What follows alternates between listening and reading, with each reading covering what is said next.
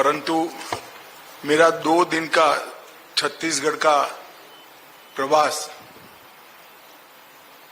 छत्तीसगढ़ की बहुत पुरानी नक्सलवाद की समस्या और नक्सलवादी क्षेत्र में नक्सल प्रभावित जिलों में भारत सरकार और छत्तीसगढ़ सरकार की सभी योजना का 100% सैचुरेशन और नक्सल प्रभावित क्षेत्रों में इंफ्रास्ट्रक्चर के जो प्रोजेक्ट है उसकी प्रगति और प्रगति के रास्ते में जो बाधाएं हैं इसको दूर करने के हेतु ये मीटिंग थी। कल भी है। आज की मीटिंग में छत्तीसगढ़ से जुड़े हुए सभी राज्यों के डीजी और चीफ सेक्रेटरीज भी बुलाए गए थे, क्योंकि जब हम छत्तीसगढ़ की नक्सल समस्या को एड्रेस करते हैं तब पड़ोसी राज्यों का इकोसिस्टम भी इतना मजबूत होना जरूरी है। और मैं मानता हूं मित्रों कि अब समय आ गया है कि वामपंथी उग्रवाद की समस्या पर एक मजबूत रणनीति के साथ, रूथलेस रणनीति के साथ अंतिम प्रहार किया जाए। और आज की मीटिंग में गृह विभाग के मेरे साथी नित्यानंद जी, मुख्यमंत्री जी, उप मुख्यमंत्री जी, गृह सचिव, डीआईबी और भारत सरकार के सभी सीएपीएफ के डीजी उपस्थित थे। हम सबका मानना है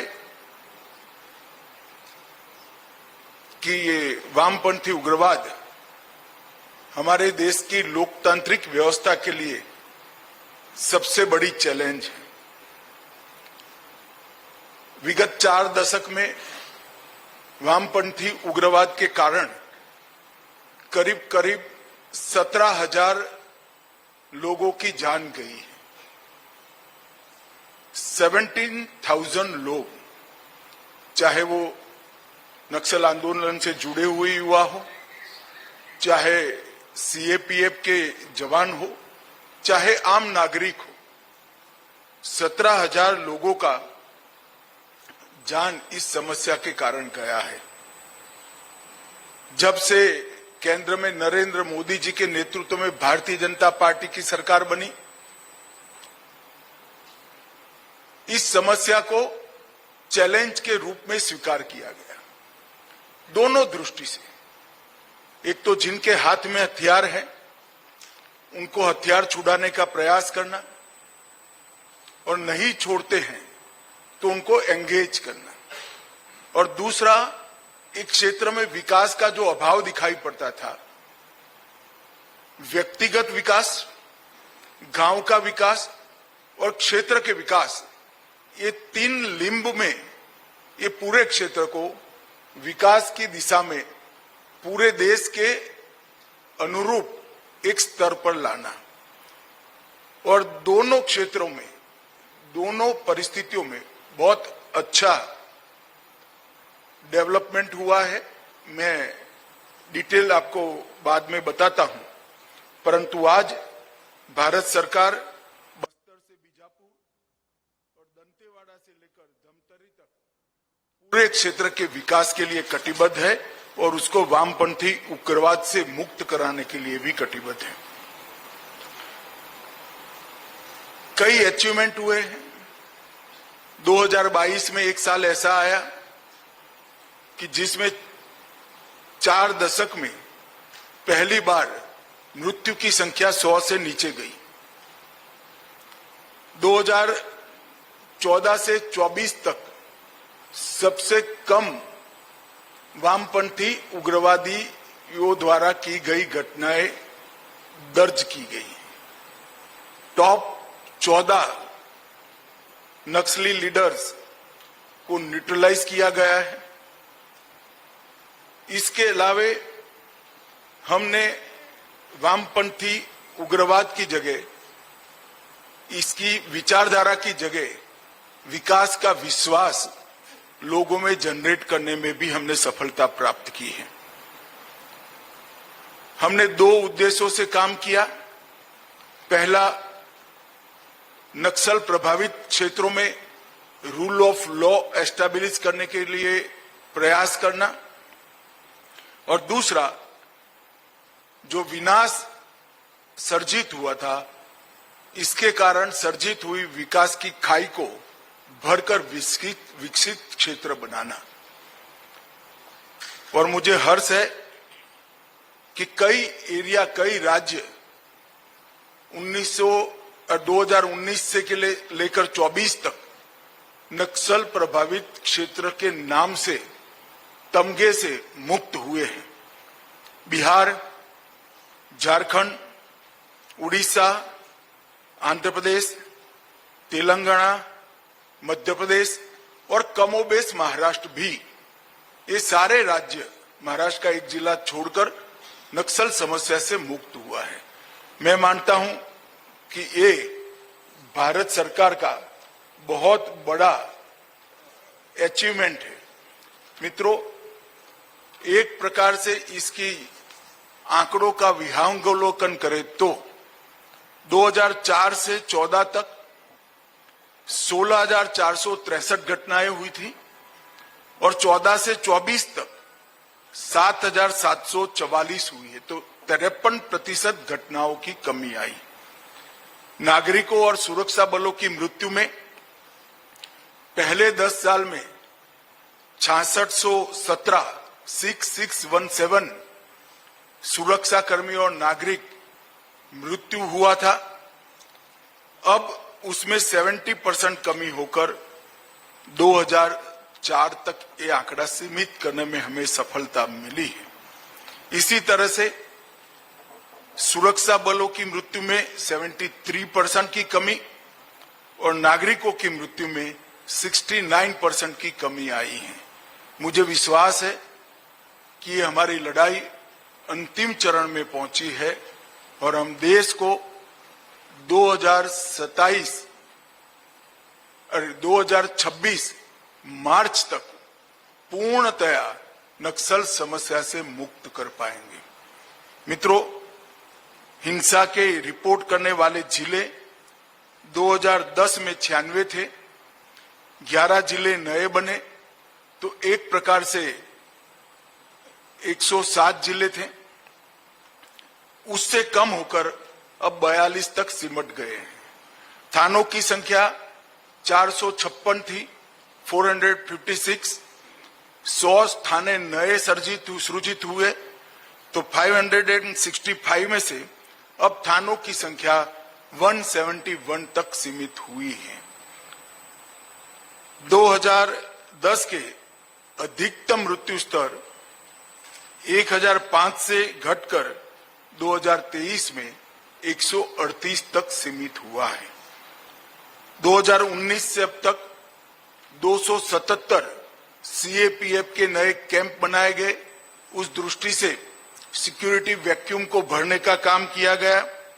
एनआईए में एक अलग वर्टिकल में 90 मामले दर्ज किए गए, 64 आरोप पत्र किए गए और वामपंथी उग्रवाद के फाइनेंस की टोटल इकोसिस्टम को, इस पर करारा प्रहार करने का काम भारत सरकार की एजेंसियों ने किया है।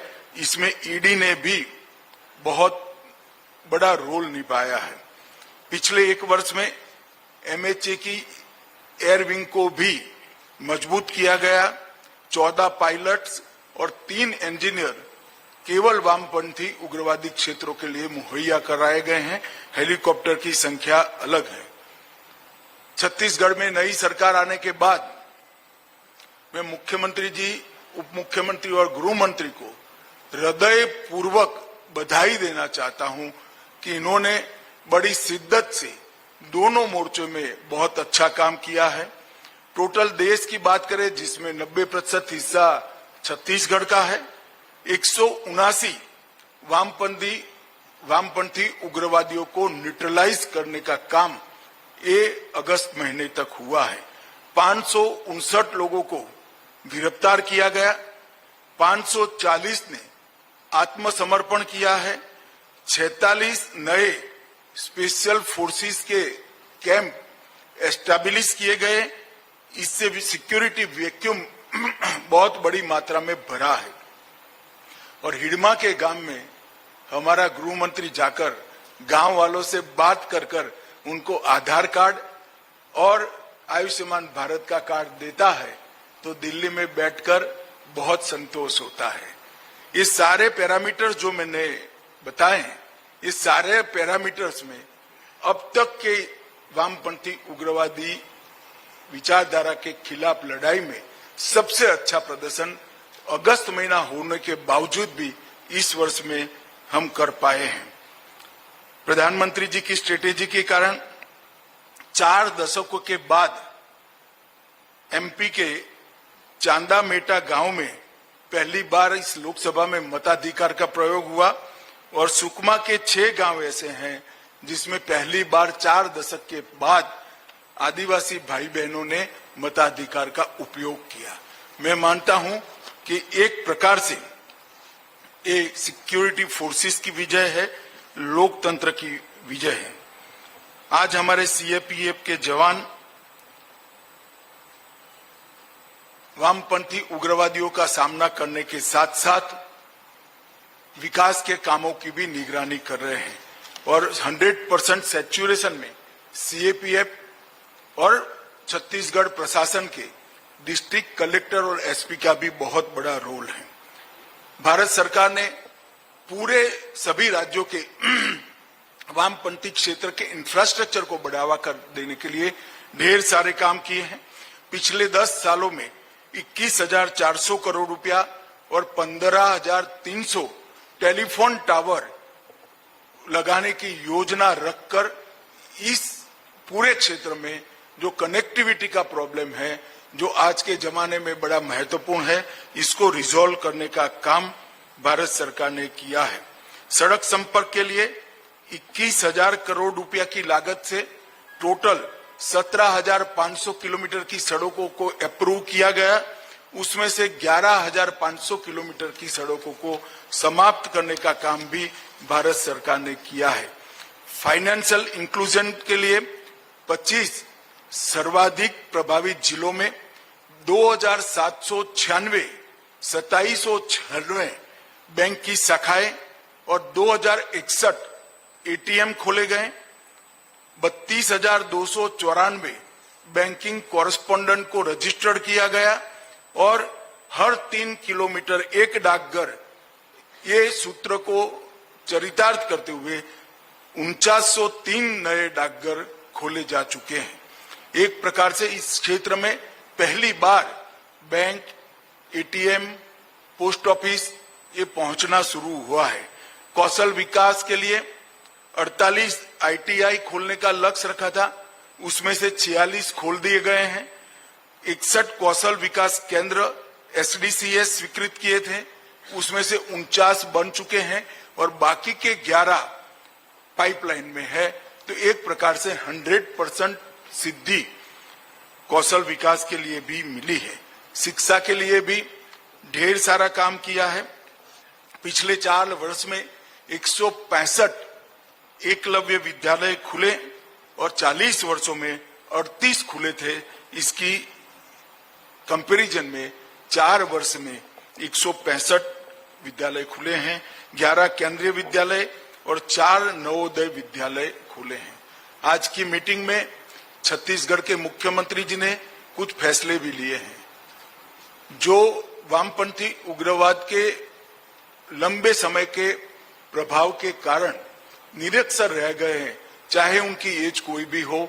इनको साक्षर बनाने के लिए छत्तीसगढ़ सरकार और भारत सरकार का गृह मंत्रालय एक अभियान चलाएगा, ये तय हुआ है। तेंदुपत्ता की खरीदी में आमूलचूर हम परिवर्तन भी करेंगे और इसके साथ साथ एनआईए के तर्ज पर एसआईए बनाकर जो शुरुआत की है, इसको और स्ट्रेंथी कर हम जो 2 सिद्धि का प्रमाण है उसको भी बढ़ाएंगे। इसके साथ साथ एक नए लुक के साथ सरेंडर पॉलिसी को भी छत्तीसगढ़ सरकार 1-2 महीने में भी घोषणा करेगी। मेरा सभी वामपंथी उग्रवाद में लिप्त हो या जुड़े हो सभी युवाओं से अपील है कि भारत सरकार इस क्षेत्र के विकास के लिए कटिबद्ध है। भारत सरकार आपके विकास के लिए कटिबद्ध है, आपके परिवार के विकास के लिए कटिबद्ध है। नई सरेंडर पॉलिसी को आप अच्छा प्रतिसाद दीजिए, हथियार छोड़िए और मोदी जी के नेतृत्व में जो विकास का एक रथ चला है, एक नया युग का आगाज हुआ है, इसको आप सभी मजबूती दीजिए। और मैं आशा करता हूं कि हमने जो लक्ष्य का तय किया है वह उस लक्ष्य के अनुसार ही पूरे छत्तीसगढ़ और पूरे देश को हम नक्सलवाद की समस्या से मुक्त कराएंगे। और अब आप सभी लोग जो सवाल पूछना है वो पूछ सकते हैं। एक सवाल बारी बारी से पूछेंगे। एक सेकंड मेरे आने में जरूर देरी हुई, जाने में जल्दी नहीं करूंगा, डरे बगैर आराम से पूछिए। सबसे पहले मैं कहूंगा हरिभूमि के कुरैशी, आप जिया कुरैशी साहब, आप अपना सवाल पूछे।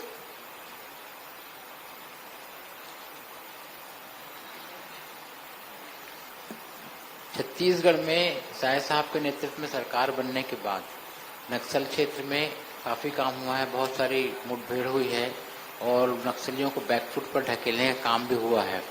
पर आपने अभी जो सूची बताई जहां से नक्सल मुक्त होगा उसमें छत्तीसगढ़ नहीं है, तो हम कब तक उम्मीद करेंगे छत्तीसगढ़ पूरी तरह नक्सल से मुक्त हो जाएगा? जी जरूर होगा, मैंने बता ही दिया भाई। आप पूछना चाहते थे, बताइए भाई, बताइए। सर, आपने वो छत्तीसगढ़ की बात की, नक्सल एरिया में जो विकास काम हो रहे हैं और सुरक्षा बल जो काम कर रहे हैं, लेकिन इनका इकोसिस्टम बहुत बड़ा है और अर्बन नक्सल जो हैं वो पूरे देश में फैले हैं और जो इनको समर्थन दे रहे हैं उनके खिलाफ कार्रवाई के लिए क्या कुछ हो रहा है? देखिए, हम सिर्फ कार्रवाई में विश्वास नहीं करते हैं। छत्तीसगढ़ सरकार ने ढेर सारे सांस्कृतिक रूप से कार्यक्रम बनाए हैं जो इनको नक्सल समस्या से इस क्षेत्र का कितना नुकसान हुआ है वो, और भारत सरकार छत्तीसगढ़ सरकार के विकास के कामों को पहुंचा सके। मैंने तो आपके सामने ही सबको कहा कि आप आइए, नए युग के साथ जुड़िए। अब जो नहीं ही जुड़ते हैं इनके खिलाफ कार्यवाही तो जरूर होगी। खड़े हो जाओ साहू। अलग अलग राज्यों के साथ आपने मीटिंग की सर, तो क्या माना जाए आने वाले दिनों में अलग अलग राज्य जो है संयुक्त रूप से कार्रवाई करेंगे, उस पर जोर दिया जाएगा क्या? ज्वाइंट टास्क फोर्स 3 राज्यों का, कहीं 2 राज्यों का, जहां जैसा जंक्शन है वो बनाया गया है। सूचना के आदान प्रदान का खाका भी मजबूत किया गया है और भारत सरकार की एजेंसियां सभी राज्यों के बीच में कोऑर्डिनेशन का भी काम कर रही है और ज्वाइंट टास्क फोर्स के बहुत अच्छे परिणाम हमें मिले। एक मिनट खड़े हो गए भैया, बैठ जाओ, मैं करता हूं। सर, मेरा नाम शिवम है, मैं बीएस टीवी का पत्रकार हूं। यहाँ पे समस्या ये होती है कि नक्सल भी बातचीत करने के लिए पहल करते हैं और सरकार भी चाहती कि उनसे बात करें, तो क्या आज की मीटिंग के बाद वो बात करने की पहल खत्म हो जाएगी, सीधे उन पर अटैक किया जाएगा? किसके ऊपर अटैक किया जाए? मतलब नक्सलवाद के ऊपर अटैक किया जाए? अरे हो ही रहा है भैया, मैं तो अपील करता हूं किसी पर अटैक न करना पड़े, आप आइए, साथ दीजिए। अटैक तो हो ही रहा है।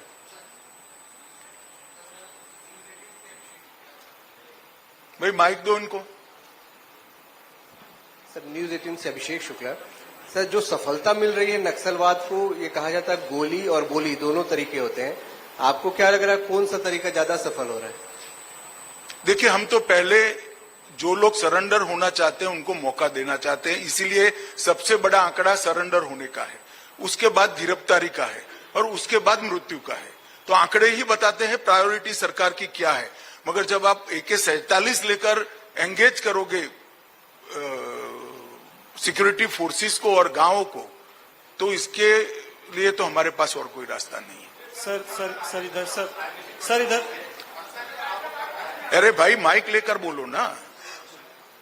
सर, ये जो टारगेट हमने मार्च 2026 का रखा है सर, इंडिया को नक्सल फ्री करने का, क्या एक रियलिस्टिक टारगेट है और इसमें अभी क्या हर्डल्स अभी आज की डेट में है सर?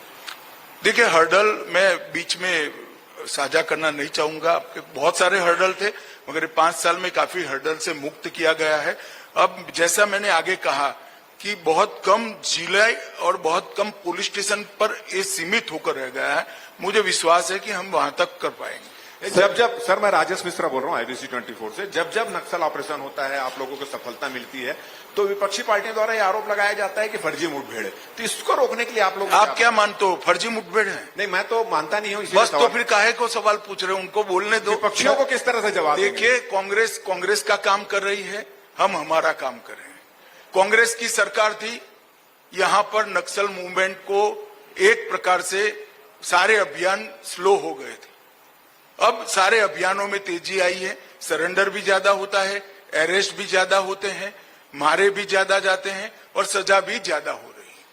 तो हमारी छत्तीसगढ़ सरकार ने हर मोर्चे पर बहुत अच्छी सफलता प्राप्त की है। न केवल ऑपरेशन में और सरेंडर में, विकास के कामों में भी तेजी बहुत आई है। सर, इसी से जुड़ा सवाल है कि पिछले 5 साल में भूपेश की सरकार थी छत्तीसगढ़ में, तो आपकी ये भाजपा की सरकार आते ही जो कार्रवाई पिछले 8 महीने में हुई, वो पिछले अन्य वर्षों की तुलना में बहुत कम संख्या थी। तो अक्सर ये माना जाता रहा था कि केंद्र और राज्य का समन्वय नहीं हो पाता, ये आरोप भी लगते रहे हैं। इसको आप किस तरह से देखते हैं? मेरा ऐसा कोई आरोप नहीं है, आप इसमें राजनीति मत डालिए। हमारी सरकार ने बहुत अच्छा काम किया है, कोऑर्डिनेशन भी अच्छा है, तो नतीजे भी अच्छे मिल रहे हैं। सर, आज महबूबा मुफ्ती ने बयान दिया है कि भाजपा और पीडीपी का जो गठबंधन था वो एजेंडे पर हुआ था और नेशनल कॉन्फ्रेंस और कांग्रेस का जो गठबंधन है वो सीटों के आधार पर हुआ है। तो उनके इस बयान के बाद किस महबूबा मुफ्ती ने कहा है आज, नहीं, नेशनल कॉन्फ्रेंस और कांग्रेस का बयान, नेशनल कॉन्फ्रेंस और कांग्रेस का जो गठबंधन है वो सीटों के आधार पर हुआ है और भाजपा और पीडीपी का जब गठबंधन हुआ था वो एजेंडे के आधार पर हुआ था। तो अब उनके बयान से क्या ये माने कि अगर जम्मू कश्मीर में जरूरत पड़ती है तो भाजपा पीडीपी के साथ गठबंधन करेगी? नहीं, हमने ऐसी कोई बात न की नहीं है और जहां तक मैं समझता हूं उन्होंने भी नहीं करी। सर, मेरा नाम एक मिनट भाई, गृहमंत्री जी, सर, मेरा नाम एक मिनट बैठ जाओ। गृहमंत्री जी, एक मिनट बैठ जाओ।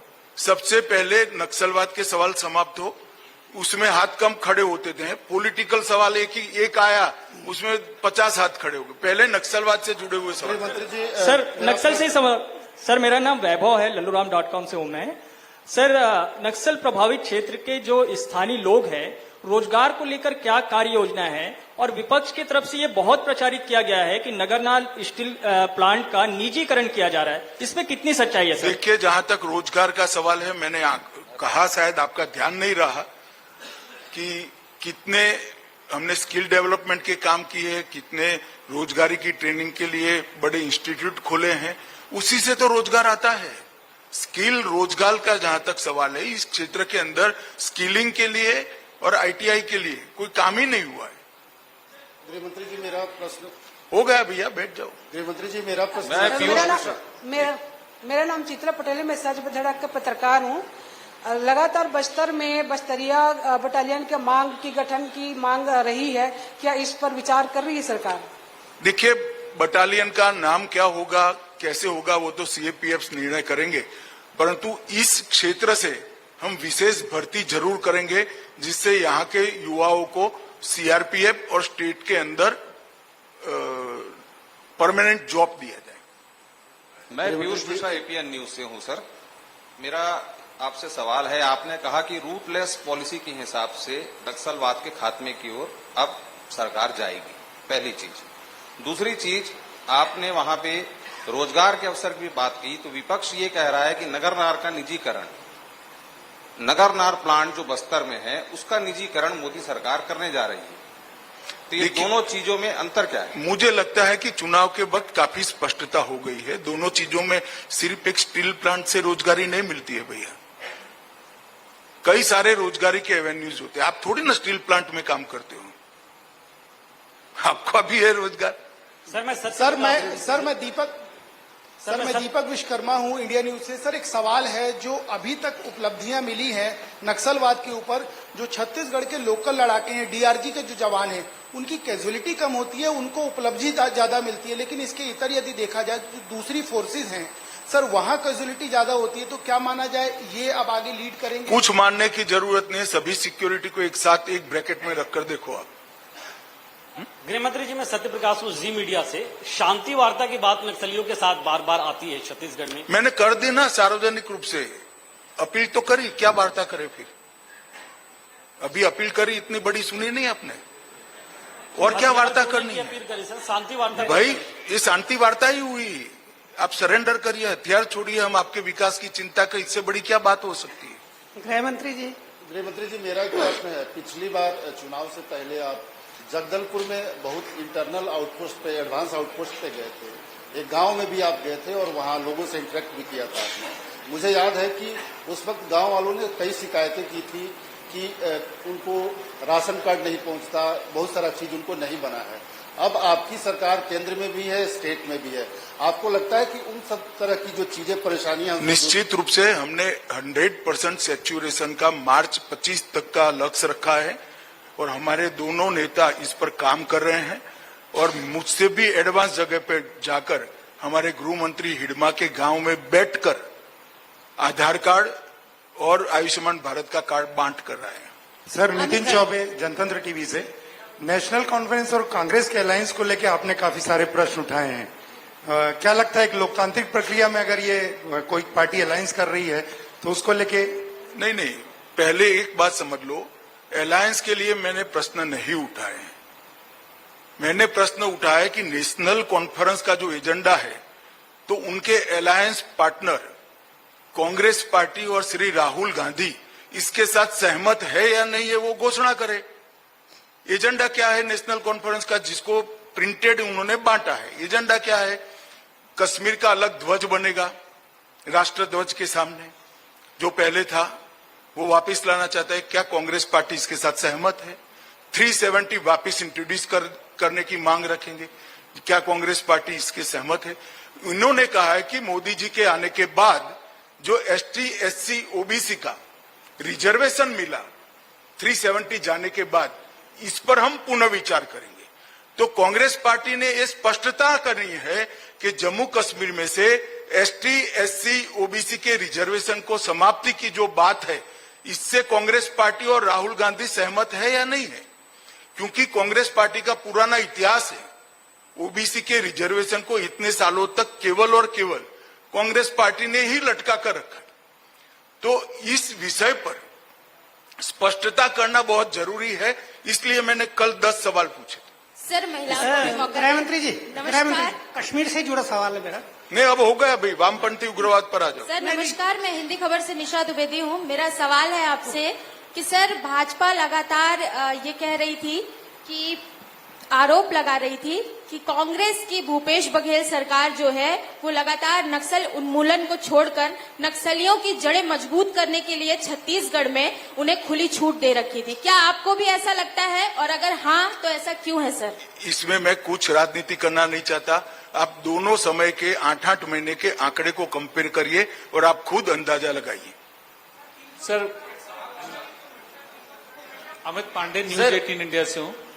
सर, क्या नक्सलियों का मूवमेंट अक्रॉस द स्टेट, जैसे जैसे फोर्सेस आगे बढ़ रही हैं, नक्सलियों क्या एक प्रदेश से दूसरे प्रदेश तक वो मूव करने की कोशिश कर रहे हैं? अगर नहीं, इसीलिए हमने छत्तीसगढ़ की 6 बाजू में जो 6 प्रदेश है सभी को आज बुलाया था।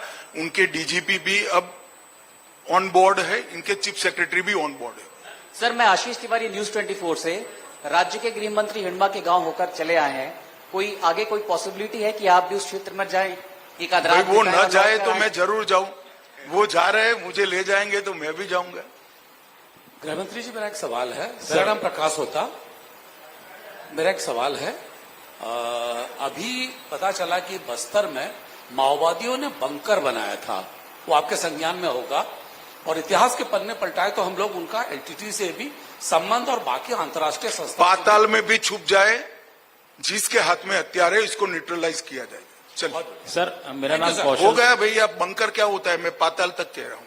सर, मेरा सवाल ये था, अभी भी उनका कोई अंतर्राष्ट्रीय स्तर पे किसी और संस्था के साथ लिंक का वो एजेंसियों पर छोड़ दो भैया, जहां पर भी छुपेंगे हम न्यूट्रलाइज करेंगे। जो हथियार नहीं छोड़ेंगे, जो सरेंडर करेंगे, उनका स्वागत है। वो रिहेबिलिटेशन पॉलिसी में इनको इंक्लूड करें। सर, मैं कौशल स्वर्णवेर हूं, दैनिक भास्कर से।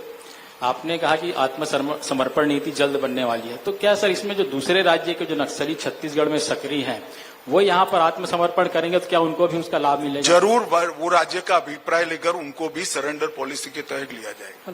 सर, मैं सुखनंदन बंजारे। सर, आपने जो लक्ष्य दिया है मार्च 26 का, तो क्या ये माना जाए अब सेना नक्सलियों को खात्मे के लिए बस्तर में उतरेगी? ना जी, ज्वाइंट ऑपरेशन से होगा पूरा? अरे भाई, सारे सीएपीएफ छत्तीसगढ़ सरकार करेगी। Thank you. सर, मैं शुभमय सिकदार हूं द हिंदू से। सर, डेकेडल सेंसस का एक सवाल है, काफी लंबे समय से चला आ रहा है, तो क्या उस पे कोई क्या? सर, सेंसस का, पॉपुलेशन सेंसस का वो करेंगे, कोई डेट बता सकते हैं? उचित समय पर करेंगे, आप चिंता मत इसी से करो। जुड़ा हुआ एक और सवाल जब तय करेंगे तब मैं घोषणा करूंगा कैसे होगा, कब होगा, कैसे होगा। जी, सर, इससे जुड़ा एक और वो सवाल का जवाब इसी में आ ही गया। मुझे मालूम है तुम नेक्स्ट क्या पूछने वाले हो, बैठ जाओ।